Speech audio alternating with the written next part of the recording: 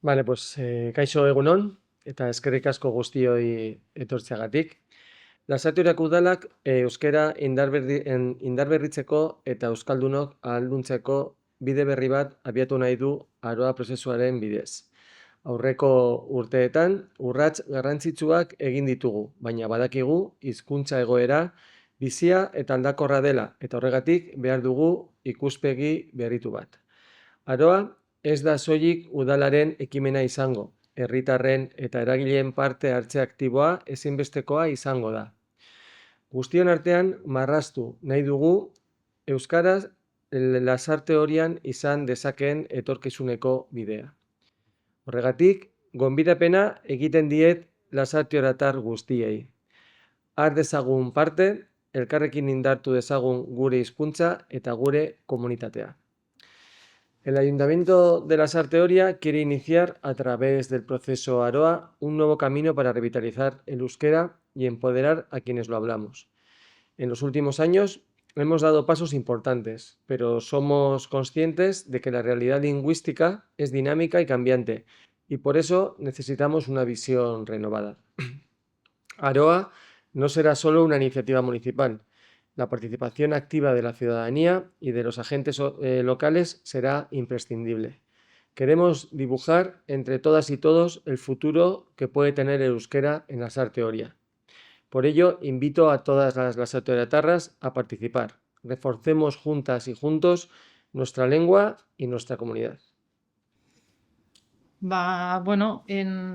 Agusek esan duen bezala, prozesu berri bati ekingo diogu, laizter.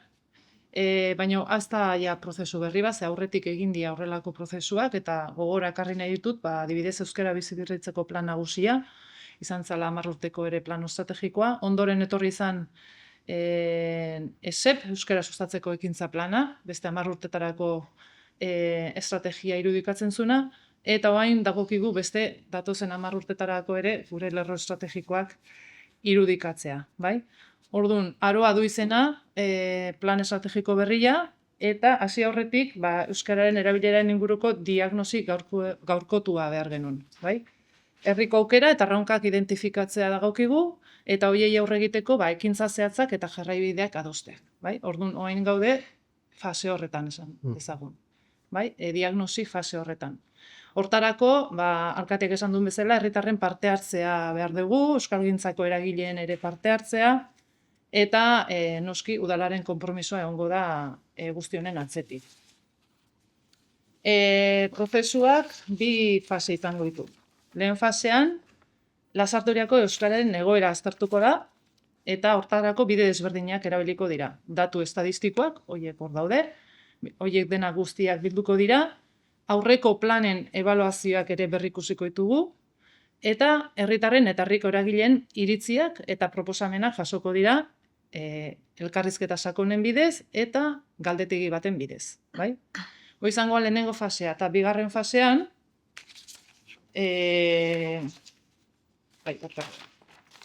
bigarren fasean, eta diagnosian ateratako ondorioetatik abiatuz, Lasarte Oriako Aroa diseinatuko da. Besteak beste, helburua finkatuko da, markoa, lan ildoak, eta ekintza zehatzak. Eta gero, horiek ekiteko eta jarraitzeko mekanismoak. Bide hori elkarlanean egin nahi da, esan deten bezala, herriko pertsona eta eragileekin, eta horretarako talde eragile bat sortuko da, 3 saio egingo dituna, eta talde horrek azarotik urtarrilera bitarte egingo du lan, bai? Beraz, otsailerako gutxi gara ukiko dugu fase honen emaitzak, diagnosiaren emaitzak, eta gure plan estrategikoa irudikatuko dituen lerro lanildo nagusiak. Prozesuak parte hartzea izango du oinarri, herriko eragile eta norbanakoen iritziak bilduz, eta horrekin batera generoaren aldagaia ere kontuan izango da. Hortarako diagnostikoaren datuak eta parte hartze prozesuaren diseinua generoaren arabera landuko dira. Lan guztiak, ez ditzuk esan duen moduan, 2025ko irailetik 2026ko udaberrira bitarte irudikatzen ditugu, bukaeran ekitaldi ireki batekin azken emaitza herriari helarazteko. Prozesuaren hasieran gaude momentu honetan, diagnosia egiten hasteko inkesta bat sortu dugu, herritarren eta herriko eragileen iritziak jasotzeko. Hurrengo egunetan hasiko daia betetzeko aukera, udal komunikazio kanaletatik, herriko hedabideetatik zabalduko da lotura, parte hartze sailarekin harremanetan. Proposamenak egiteaz gain, talde eragilean parte hartzeko interesa dutenek ere, inkesta honen bidez eman dezakete izena beren kontaktu horretarako. Aroa sortzeko prozesuan parte hartzera animatzen ditugu Lasarte Horiarrak, inkesta betez edo antolatuko diren saioetan parte hartuz.